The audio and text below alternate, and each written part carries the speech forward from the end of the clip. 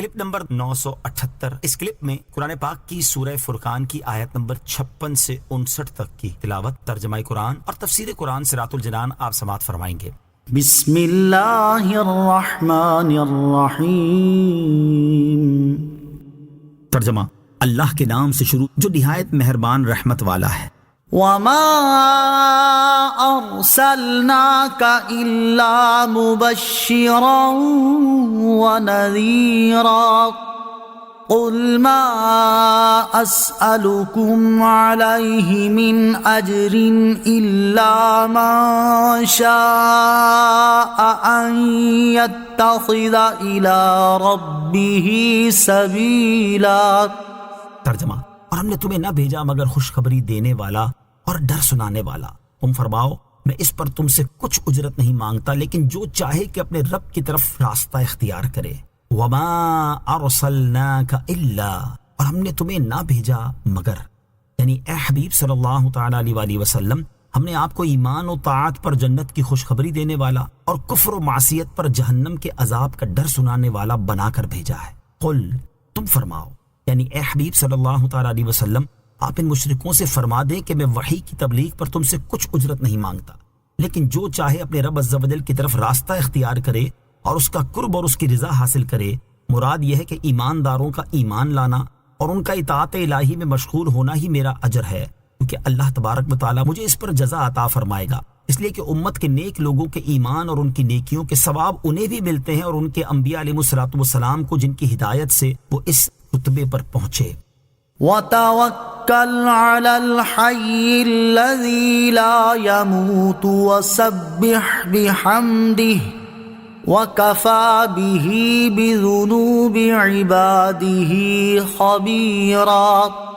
ترجمہ، اور اس زندہ پر بھروسہ کرو جو کبھی نہ مرے گا، اور اس کی حمد کرتے ہوئے اس کی پاکی بیان کرو، اور اپنے بندوں کے گناہوں کی خبر رکھنے کے لیے وہی کافی ہے۔ وَتَوَكَّل، اور بھروسہ کرو۔ اس سے پہلی آیت میں اللہ تعالیٰ نے اپنے حبیب علیہ الصلوۃ والسلام کو حکم دیا کہ آپ صلی اللہ تعالیٰ علیہ وآلہ وسلم ان مشرکوں سے فرما دیں میں وحی کی تبلیغ پر تم سے کچھ اجرت نہیں مانگتا، اور اس آیت میں حکم فرمایا ہے کہ آپ علیہ الصلوۃ والسلام تمام امور میں صرف اللہ تعالیٰ پر بھروسہ فرمائیں۔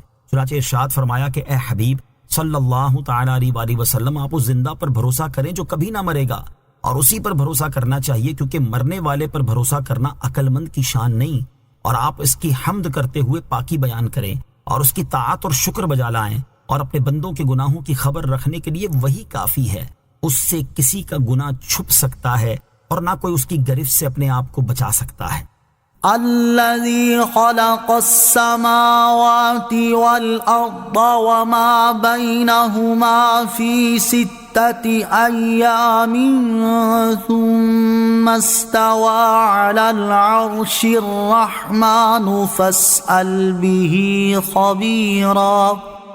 ترجمہ، جس نے آسمان اور زمین میں اور جو کچھ ان کے درمیان ہے 6 دن میں بنائے، پھر اس نے عرش پر استوا فرمایا جیسا اس کی شان کے لائق ہے۔ وہ نہایت رحم فرمانے والا ہے، تو کسی جاننے والے سے اس کی تعریف پوچھ۔ فی 6 ایام، 6 دن میں۔ ارشاد فرمائے کہ اللہ عز و جل وہی ہے جس نے آسمان اور زمین اور جو کچھ ان کے درمیان ہے 6 دن میں بنائے۔ اس سے مراد یہ ہے کہ 6 دن کی مقدار میں بنائے، کیونکہ اس وقت رات، دن اور سورج تو تھے ہی نہیں، اور اتنی مقدار میں پیدا کرنا اپنی مخلوق کو آہستگی اور اطمینان کی تعلیم دینے کے لیے ہے، ورنہ وہ ایک لمحے میں سب کچھ پیدا کر دینے پر قادر ہے۔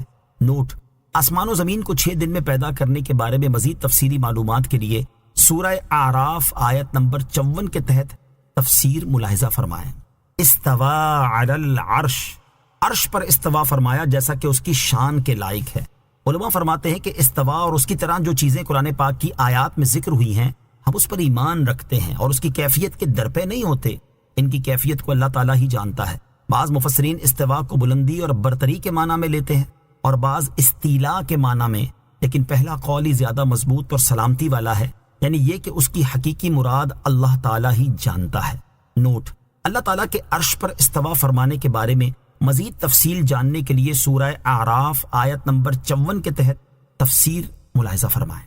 فَاسْأَلْ بِهِ خَبِيرًا، تو کسی جاننے والے سے اس کی تعریف پوچھ۔ اس آیت میں انسان سے خطاب ہے کہ وہ اللہ تعالیٰ کی صفات کسی ایسے شخص سے دریافت کرے جو اللہ تعالیٰ کی معرفت رکھتا ہو۔ صلو علی الحبیب صلی اللہ تعالی وسلم. مجھے اپنی اور ساری دنیا کی لوگوں کی اصلاح کی کوشش کرنی ہے انشاءاللہ عز و جل.